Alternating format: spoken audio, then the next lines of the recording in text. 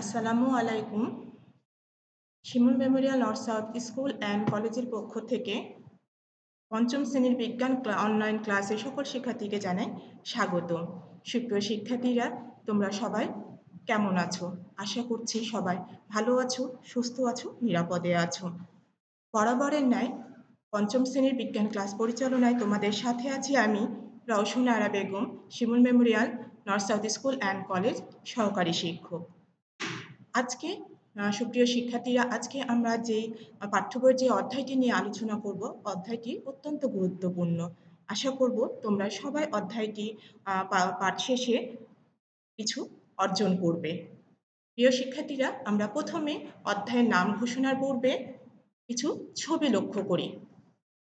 সবাই আমরা ছবিগুলো লক্ষ্য করি। দেখতে পাচ্ছি আমরা এখানে কয়লা, সমুদ্র, মাটি, গ্যাস, বিভিন্ন ধরনের জিনিস। এগুলো আমরা কি ইচ্ছা করলে তৈরি করতে পারি? পারি না, তাই না? এগুলো এক ধরনের সম্পদ, অর্থাৎ আমরা আমাদের নিজেদের প্রয়োজনে এগুলো বিভিন্নভাবে ব্যবহার করে থাকি। তাহলে আজকের আমাদের অধ্যায় কি? আমরা সবাই বুঝতে পারছি আমাদের অধ্যায়ের নাম কি? প্রাকৃতিক সম্পদ। আমরা আজকে প্রাকৃতিক সম্পদ এই অধ্যায়টি নিয়ে আলোচনা করব। সুপ্রিয় শিক্ষার্থীরা, এই অধ্যায় শেষে তোমরা যে বিষয়গুলো অর্জন করতে পারবে সেইগুলো তোমাদের শিখনফল। আমরা সবাই একটু লক্ষ্য করি শিখনফল কি কি তোমরা অর্জন করতে সক্ষম হবে। সম্পদ সম্পর্কে বলতে পারবে, সম্পদের প্রকারভেদ জানতে পারবে, প্রাকৃতিক সম্পদ ও মানবসৃষ্ট সম্পদ সম্পর্কে বর্ণনা করতে পারবে। তাহলে সম্পদ, আমরা সবাই সম্পদ কথাটার সাথে পরিচিত, তাই না? এই সম্পদটা কি, সম্পদের প্রকারভেদ কি, কয় প্রকার, এবং মানবসৃষ্ট সম্পদই বা কি, প্রাকৃতিক সম্পদ কি, সেটা সম্পর্কে তোমরা বর্ণনা করতে পারবে, উদাহরণ দিতে পারবে। ঠিক আছে, তাহলে আমরা এই বিষয়গুলো অর্জনের জন্য যে বিষয়গুলো আলোচনা করব সেটা হচ্ছে আলোচ্য বিষয়।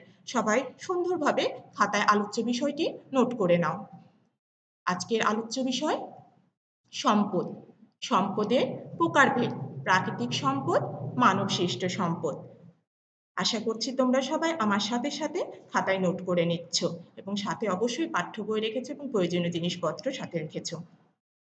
আবারও আমি তোমাদের লেখার সুবিধার্থে পুনরালোচনা করছি। আলোচ্য বিষয় কি কি? সম্পদ, সম্পদের প্রকারভেদ, প্রাকৃতিক সম্পদ, মানবসৃষ্ট সম্পদ। এখন আমরা মূল আলোচনায় চলে যাই। আবারও আমরা কিছু ছবি তুলে ধরেছি। সবাই দেখো, ছবিগুলোর সাথে সবাই পরিচিত।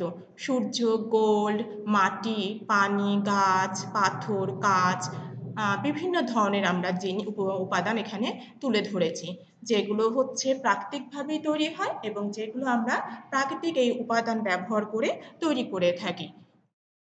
এগুলো সবই কিন্তু আমাদের সম্পদ। এখন আমরা দেখব সম্পদ কাকে বলে। সম্পদ অর্থাৎ রিসোর্সেস, সম্পদ কাকে বলে? সম্পদ হলো এমন কিছু যা মানুষ ব্যবহার করে উপকৃত হয়। সম্পদ কি? সম্পদ হলো এমন কিছু যা মানুষ ব্যবহার করে উপকৃত হয়, যেমন গাছ, কয়লা, চুনাপাথর ইত্যাদি। এছাড়া বিভিন্ন ধরনের সম্পদ আছে যা মানুষের বেঁচে থাকার জন্য প্রয়োজন। এখন আমরা দেখলাম সম্পদ কাকে বলে। এখন সম্পদ কত প্রকার, সম্পদ কত প্রকার ও কি কি? সম্পদের প্রকারভেদ, সম্পদের প্রকারভেদ। সম্পদ কয় প্রকার? সম্পদকে আমরা দুই ভাগে ভাগ করে থাকি। কি কি? যেমন প্রাকৃতিক সম্পদ, মানবসৃষ্ট সম্পদ। প্রাকৃতিক সম্পদ, মানবসৃষ্ট সম্পদ। আমরা চিত্রের মাধ্যমে বুঝতে পারছি যে কোনটি প্রাকৃতিক সম্পদ এবং কোনটি মানবসৃষ্ট সম্পদ। এখন আমরা তাহলে আলোচনায় চলে যাব বিস্তারিতভাবে যে প্রাকৃতিক সম্পদ কি এবং মানবসৃষ্ট সম্পদ কি। আবারও আমরা লক্ষ্য করি প্রাকৃতিক সম্পদ কাকে বলে। প্রথমে আমরা দেখি যে প্রাকৃতিক সম্পদটা কি। প্রকৃতিতে পাওয়া যে সকল সম্পদ মানুষ তার চাহিদা পূরণের জন্য ব্যবহার করে থাকে তাই প্রাকৃতিক সম্পদ। অর্থাৎ প্রকৃতি থেকে মানুষের তৈরি করার কোনো ক্ষমতা নেই, যা প্রাকৃতিকভাবেই তৈরি হয়ে থাকে। সেই সম্পদটা মানুষ যখন তার চাহিদা পূরণের জন্য ব্যবহার করে থাকে সেটা হচ্ছে প্রাকৃতিক সম্পদ। যেমন আমরা দেখি প্রাকৃতিক পরিবেশ। প্রাকৃতিক পরিবেশ থেকে আমরা কি কি সম্পদ পেয়ে থাকি? প্রাকৃতিক পরিবেশ থেকে আমরা দেখি দেখো চারদিক থেকে কি হচ্ছে, উদ্ভিদ দেখতে পাচ্ছি আমরা, ঝর্ণা দেখতে পাচ্ছি, সূর্য দেখতে পাচ্ছি, ফলমূল দেখতে পাচ্ছি। তাহলে এগুলো কি প্রাকৃতিক পরিবেশ থেকে আমরা পেয়ে থাকি, এগুলো কিন্তু আমরা ইচ্ছা করলেই তৈরি করতে পারি না। তাহলে এই যে ফলমূল, আলো, গাছপালা, পানি, এগুলো সব হচ্ছে প্রকৃতির থেকে পাওয়া সম্পদ। তাহলে প্রাকৃতিক সম্পদ হচ্ছে প্রকৃতিতে পাওয়া যে সকল সম্পদ। আবারও আমি বলছি, প্রাকৃতিক সম্পদ কি? প্রকৃতি থেকে পাওয়া যে সকল সম্পদ মানুষ তার চাহিদা পূরণের জন্য ব্যবহার করে থাকে, তাই হচ্ছে প্রাকৃতিক সম্পদ। এখন আমরা লক্ষ্য করি আরো কিছু চিত্র। মাটি, সমুদ্র, উদ্ভিদ, প্রাণী, এগুলোও কি প্রাকৃতিক সম্পদের অন্তর্ভুক্ত, কারণ এগুলো প্রকৃতির থেকে তৈরি, এগুলো মানুষের কোনো হাত নেই তৈরির ক্ষেত্রে। এখন দেখি আমরা এই যে অয়েল, তেল, এটাও কিন্তু আমাদের তৈরি করার ক্ষমতা নেই। চুনা পাথর, পাথর, তারপরে দেখো আমরা চিত্রের মাধ্যমে জিনিসগুলো সব লক্ষ্য করি। লৌহ, এই যে তেল, চুনাপাথর, লৌহ, এগুলো সবই কিন্তু প্রাকৃতিকভাবে তৈরি হয় এবং এই জিনিসগুলোকে আমরা বিভিন্নভাবে বিভিন্ন ক্ষেত্রে কাজে লাগিয়ে থাকি। এগুলো সবই হচ্ছে আমাদের প্রাকৃতিক সম্পদ। এখন আমরা বিভিন্ন ধরনের চিত্রর মাধ্যমে প্রাকৃতিক সম্পদের উদাহরণ তুলে ধরেছি। এছাড়াও অগণিত প্রাকৃতিক সম্পদ রয়েছে আমাদের, যেগুলো আল্লাহ প্রদত্ত অর্থাৎ প্রাকৃতিকভাবেই তৈরি, যা মানুষ বিভিন্নভাবে কাজে লাগিয়ে নিজেদের জীবনকে অনেক আরামদায়ক, নিরাপদদায়ক করছে। তাহলে আমরা ছকের মাধ্যমে দেখে নিই প্রাকৃতিক সম্পদগুলো কি কি।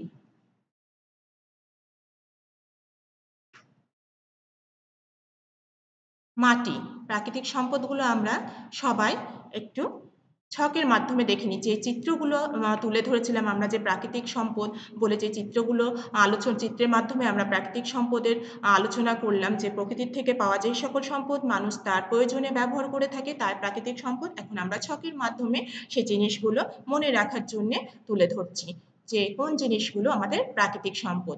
মাটি, পানি, উদ্ভিদ, প্রাণী, তেল, চুনাপাথর, লৌহ, এগুলো সবই হচ্ছে আমাদের প্রাকৃতিক সম্পদ। তাহলে যদি তোমাদেরকে, প্রিয় শিক্ষার্থীরা, তোমাদেরকে যদি বলা হয় যে প্রাকৃতিক সম্পদ কাকে বলে, প্রাকৃতিক সম্পদের কয়েকটি উদাহরণ দাও, তাহলে নিশ্চয়ই তোমরা প্রাকৃতিক সম্পদ কাকে বলে এবং প্রাকৃতিক সম্পদের উদাহরণ দিতে পারবে।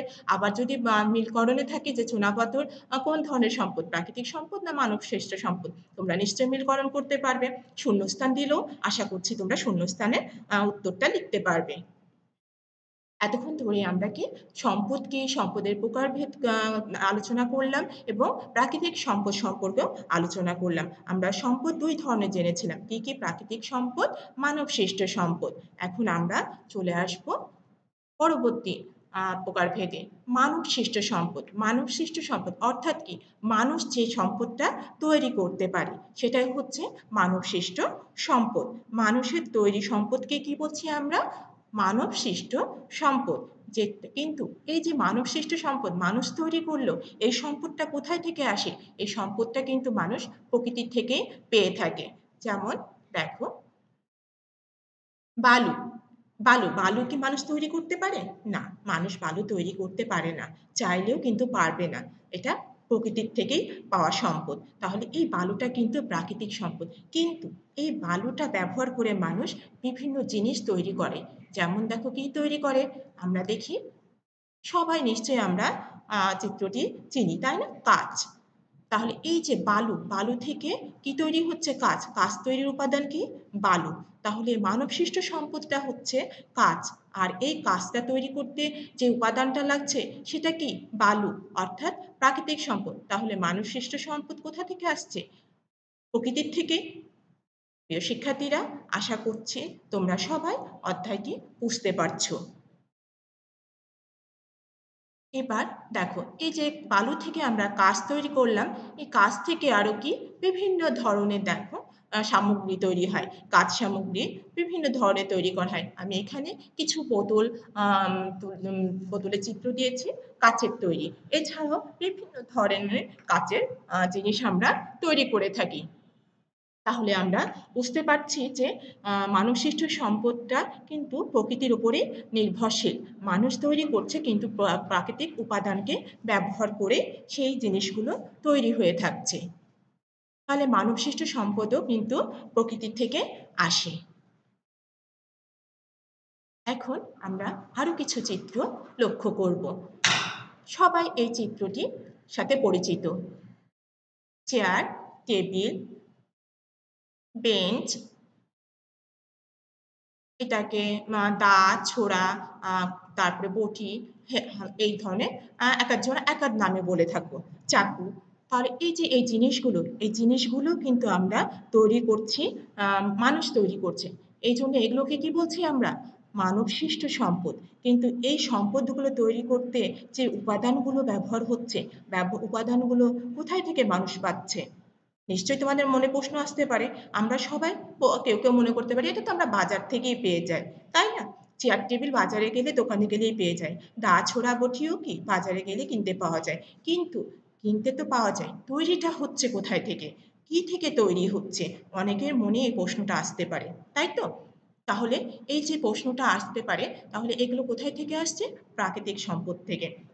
যেমন এই যে চেয়ার, টেবিল, তারপরে হচ্ছে বেঞ্চ, এগুলো তৈরি হচ্ছে উদ্ভিদ, অর্থাৎ গাছ থেকে, কাঠ থেকে। আমরা কাঠ, উদ্ভিদ থেকে যে কাঠ পাই সে কাঠ থেকে তৈরি হয়। আর এই যে লোহা, আমরা চাকু, ছোরা এগুলো দেখছি, এগুলো কোথায় থেকে তৈরি হচ্ছে? এগুলো লোহা থেকে তৈরি হচ্ছে। তাহলে সবই কিন্তু প্রাকৃতিক উপাদান দিয়েই তৈরি হচ্ছে। কিন্তু প্রাকৃতিক উপাদানটাকে যখন মানুষ ব্যবহার করে অন্য রূপে রূপ প্রদান করছে, সেটাই হচ্ছে মানবসৃষ্ট সম্পদ। আমরা আরো কিছু চিত্র লক্ষ্য করি। এছাড়াও অনেক অনেক উদাহরণ রয়েছে। আমরা কিছু উদাহরণের মাধ্যমে তোমাদেরকে সম্পদটা কি, সম্পদের প্রকারভেদগুলো বোঝানোর চেষ্টা করছি, যাতে তোমরা পরবর্তী যখন আরো কিছু আরো উপর ক্লাসে যাবে আরো বিস্তারিত জানতে পারবে এবং তোমাদের বুঝতে সুবিধা হবে। আমরা এখানে বাড়ির চিত্র দেখতে পাচ্ছি। বাড়ি তৈরি করতে বিভিন্ন ধরনের সামগ্রী লাগে, সেগুলোও কিন্তু আমরা প্রাকৃতিক উপাদান ব্যবহার করে তৈরি করে থাকি। এখানে রাস্তাঘাট দেখতে পাচ্ছি, যানবাহন দেখতে পাচ্ছি, তারপরে এই যে আমরা কিছুক্ষণ আগে দা ছোড়া কাস্তে এগুলো দেখলাম সেটা দেখতে পাচ্ছি। তারপরে এখানে একটা মানুষ মাটি খনন করছে, মাটিটা খনন করতে তাকে কি হচ্ছে, একটা যন্ত্রের সাহায্য নিতে হচ্ছে। সেই যন্ত্রটার নাম কি? কোদাল। কোদালের সাহায্যে মাটিটাকে সে টানছে। তাহলে এই যে যন্ত্রটা মানুষকে তার কাজের সুবিধা করার জন্যে মানুষ যে এই যন্ত্রটিকে তৈরি করেছে। তাহলে এই যন্ত্রটি হচ্ছে মানবসৃষ্ট সম্পদ এবং মানুষ তার নিজের প্রয়োজনের জন্য তৈরি করেছে। এবং কি দিয়ে এটা তৈরি করেছে? তার চাহিদা পূরণের জন্য, নিজের সুবিধার জন্য প্রাকৃতিক উপাদান ব্যবহার করে এই জিনিসটি তৈরি করেছে। এটা হচ্ছে মানবসৃষ্ট সম্পদ। তাহলে আমরা বিভিন্ন চিত্রের মাধ্যমে প্রাকৃতিক সম্পদ কি, প্রাকৃতিক সম্পদের উদাহরণগুলো লক্ষ্য করলাম।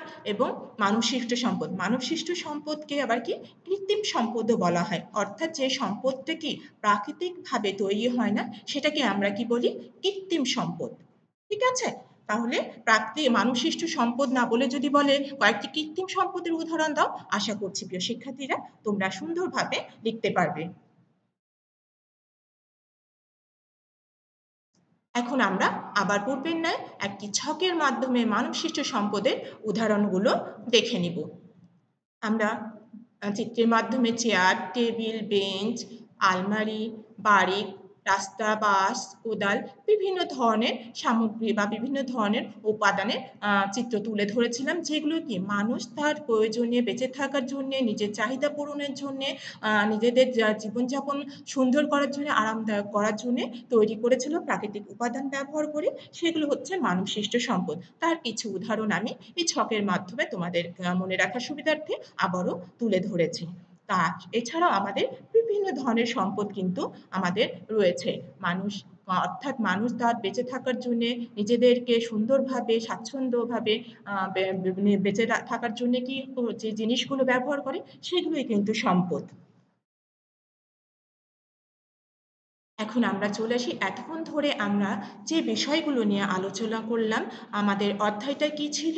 প্রাকৃতিক সম্পদ। প্রাকৃতিক সম্পদের আমরা সামান্য কিছু বিষয় নিয়ে আলোচনা করলাম। বিষয়ে সম্পদ কি, সম্পদের প্রকারভেদ কি এবং সম্পদের প্রকারভেদগুলো নিয়ে আলোচনা করলাম। যে বিষয়গুলো নিয়ে আলোচনা করলাম, প্রিয় শিক্ষার্থীরা, আশা করছি তোমরা সবাই মনোযোগ সহকারে শুনেছ। তার জন্য একটি ছোট্ট তোমাদের মূল্যায়ন নেব, যে তোমরা আসলে ক্লাসটি ভালো করে খেয়াল করেছো কিনা এবং কতটুকু মনে রেখেছো। তার জন্য যে ছোট্ট মূল্যায়ন, সম্পদ কি? আশা করছি সবাই ঝটপট উত্তরটি খাতায় নোট করে নিয়েছো। সম্পদ কি? মানুষ তার প্রয়োজনের জন্য যা কিছু ব্যবহার করে সেটাই হচ্ছে কি? সম্পদ। মানবসৃষ্ট সম্পদ কোথা থেকে আসে? মানবসৃষ্ট সম্পদ নিশ্চয়ই তোমরা বলছো, এটা তো অনেক সহজ উত্তর। মানবসৃষ্ট সম্পদ কোথা থেকে আসে? প্রকৃতি থেকে আসে। সূর্যের আলো, মাটি, পানি ইত্যাদি কোন ধরনের সম্পদ? কি? কোন ধরনের সম্পদ? কৃত্রিম সম্পদ? না, প্রাকৃতিক সম্পদ। কারণ সূর্যের আলো, মাটি, পানি ইত্যাদি এগুলো কি ধরনের? প্রাকৃতিক সম্পদ। এগুলো মানুষ চাইলেও কোনোভাবেই তৈরি করতে পারবে না। কাঁচ তৈরির উপাদানের নাম কি? কাঁচ তৈরির উপাদানের নাম বালু। বালু দিয়ে কাঁচ তৈরি করা হয়। প্রিয় শিক্ষার্থীরা, আশা করছি তোমাদের সবার ক্লাসটি ভালো লেগেছে। সবাই মনোযোগ সহকারে খাতায় নোট করেছো এবং গুরুত্বপূর্ণ বিষয়গুলো আমি যেভাবে ছকের মাধ্যমে তোমাদের সামনে তুলে ধরেছি, তোমরা নিশ্চয়ই মাথায় সেটা নিয়ে নিয়েছো। পরবর্তীতে সুন্দরভাবে তোমরা উপস্থাপন করতে সক্ষম হবে। সবাই ঝটপট আগামী দিন কি হবে সেটি খাতায় নোট করে নাও। Next day top place 1। Next day কি হবে? টপ প্লেস 1 হবে পড়া অধ্যায় প্রাকৃতিক সম্পদ, পৃষ্ঠা নাম 89 থেকে 90। 89 থেকে 90। অধ্যায়টি ছোট, তারপরও আমি তোমাদের সুবিধার্থে অল্প একটু আলোচনা করেছি, যাতে তোমরা ভালো করে জিনিসটি ধারণ করতে পারো এবং টপ টেস্টটি খুব সুন্দরভাবে সম্পূর্ণ করতে পারো। তাহলে আশা করছি আগামী দিন যে টপ টেস্ট থাকবে 89 থেকে 90 পৃষ্ঠা প্রাকৃতিক সম্পদের উপরে, তোমরা সবাই সুন্দরভাবে সবকিছু সঠিকভাবে সম্পূর্ণ করতে সক্ষম হবে। সবাই ভালো থাকবে, সুস্থ থাকবে, নিরাপদে থাকবে। আগামী ক্লাসে দেখার আমন্ত্রণ জানিয়ে আজকের মতো তোমাদের মাঝে থেকে বিদায় নিচ্ছি। সবাইকে ধন্যবাদ। আসসালামু আলাইকুম।